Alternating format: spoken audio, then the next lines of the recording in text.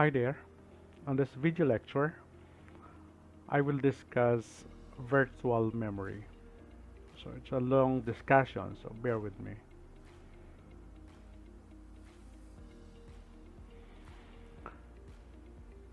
So this would be the topics covered on this lecture video.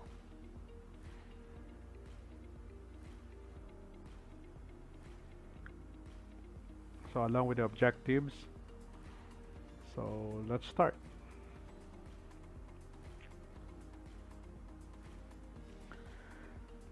Okay, so preceding sections talked about how to avoid memory fragmentation.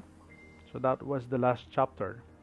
By breaking process memory requirements down into smaller bytes called pages and storing the pages non-contiguously in memory. So however, the entire process still had to be stored in a memory somewhere. So in practice, most real processes do not need all their pages, or at least not all at once, for several reasons. So error handling code is not needed unless that specific error occurs, some of which are quite rare. So arrays are often oversized for worst case scenarios, and only a small fraction of the arrays are actually used in practice. So certain features of certain programs are rarely used, such as the routine to balance the budget. All right.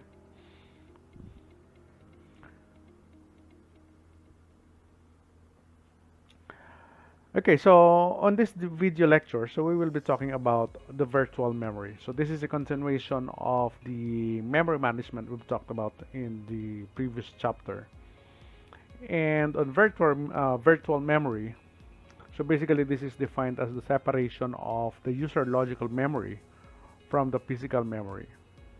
So the ability to load only the portions of the process that were actually needed and only when they were needed has several benefits, right?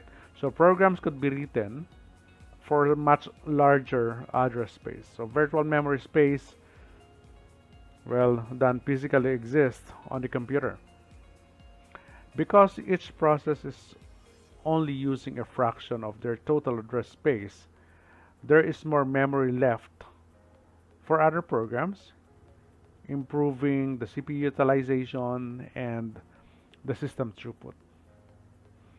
So less I/O is needed for swapping process in and out of the RAM, speeding things up.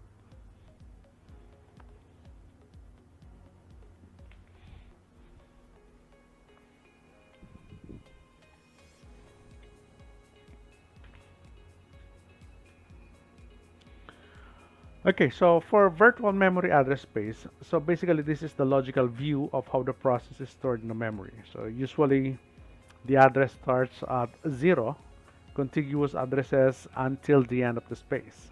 So meanwhile, physical memory organized in page frames and the memory management unit or the MMU must map logical to physical. So we've talked about this on the previous chapter.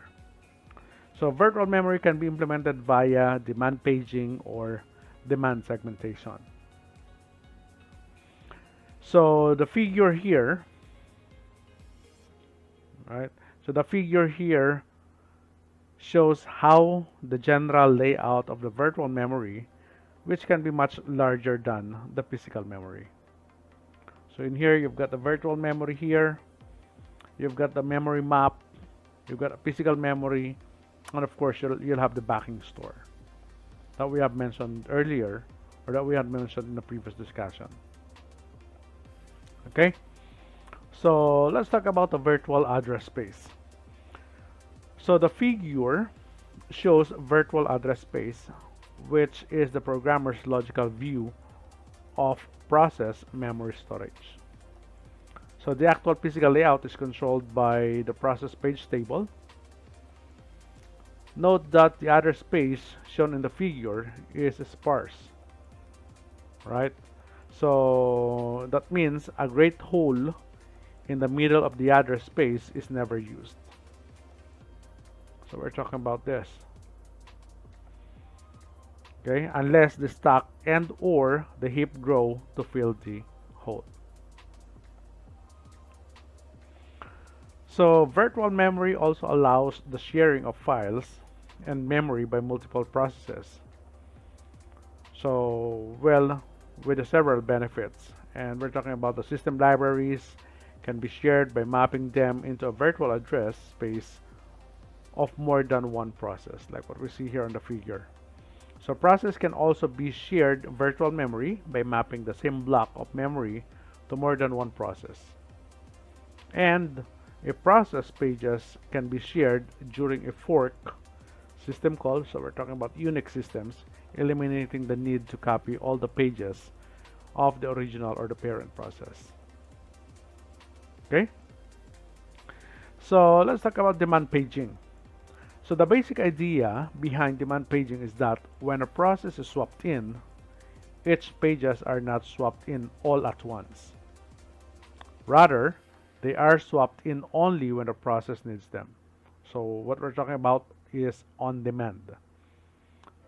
So this termed a lazy swapper, right? So we can use this lazy swapper here. So although a pager is more accurate term. Okay, so lazy swapper never swaps a page in memory unless the page will be needed.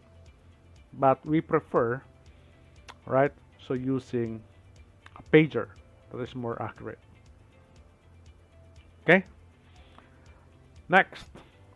So the figure here transfer of a page memory to a contiguous disk space. So you've got from the main memory, so program A is swapped out, okay, so, and then program B is swapped in. So it could bring the entire process into a memory at the load time. So or bring page into a memory only when it is needed. So we call it demand paging. So with that, less I/O needed, no unnecessary I/O, less memory needed, faster response, more users. So similar to paging system with swapping, okay? So that is shown on this diagram here. Okay? So the basic concept would be the idea behind paging is that when a process is swapped in, the pager only loads into a memory those pages that it expects the process to need. So right away. Okay? So pages that are not loaded into a memory are marked as invalid in the page table using the invalid bit. The rest of the page table entry may either be blank or contain information about where to find the swapped out page on the hard drive.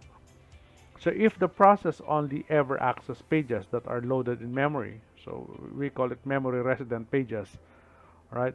So you'll have memory resident pages. Then the process runs exactly as if all pages were loaded into the memory. Okay? So this is the valid and invalid bit that was used. So if it is V valid, that means it is in memory. Okay? So or memory resident. And if it is I, it means it's not in memory or out of the memory. Right? So during the memory management unit address translation, if valid invalid bit in page table entry is I, so it's a page fault. Right? Okay, so this is what we're saying. Okay, so we have to map, for example, from the logical memory, so that would refer to the page table, and the page table should be marked valid. All right, so to be mapped onto the physical memory, or it would be placed on the backing store. Okay, so what are the steps in handling page fault? So if there is a reference to a page, first reference to a page will trap to the operating system. So that means it's a page fault. Okay, so operating system looks at another table to the side, invalid reference. So that means you abort or just in memory. So we need to find a free frame, swap page into a frame via scheduled disk operations. So reset tables to indicate page now in memory and then we set the validation bit equals to V. That means in memory. Okay, and then the start instructions that cause the page fault. Okay, so this is the steps, or these are the steps in handling the page fault. Okay, so let's cover it. So on the other hand, if a page is needed that was not originally loaded up, then a page fault trap is generated. So which must be handled in a series of steps, right?